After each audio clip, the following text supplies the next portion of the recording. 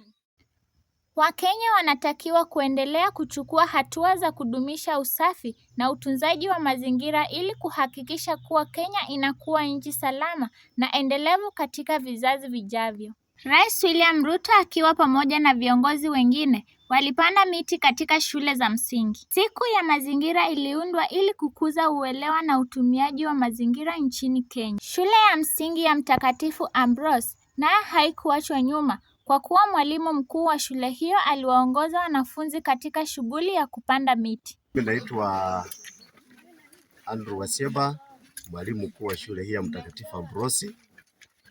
Vile tuliagizwa na idara ya elimu kuhusu siku hii ya tarehe 10 mwezi wa 10, siku ya mazingira day, tumejumuika hapa na walimu na wanafunzi ili kuadhimisha hii siku kwa kupanda miti miche ambayo tumeagizwa na Wizara ya Elimu, Katibu Mkuu Bwana Bitok.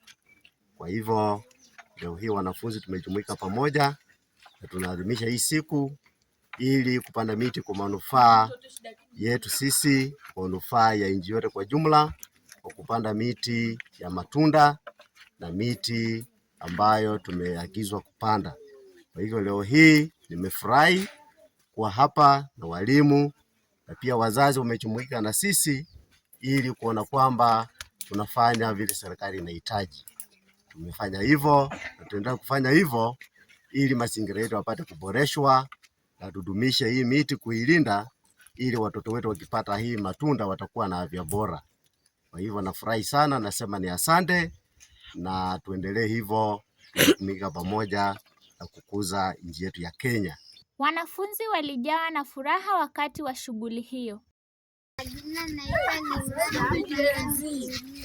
Mimi kama Purity Akinyi, mwanafunzi wa shule ya msingi Shonesi, tunashukuru.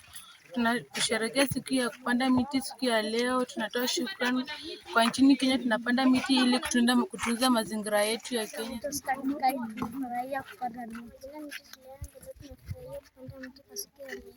Wakenya wanatakiwa kuendelea kuchukua hatua za kudumisha usafi na utunzaji wa mazingira ili kuhakikisha kuwa Kenya inakuwa nchi salama na endelevu katika vizazi vijavyo. Kwa majina naitwa Farida, mimi ni mzazi wa wanafunzi hapa St. Ambrose Shihonesi. Nimekuja kujumuika siku ya leo ya mazingira ili tupande miti.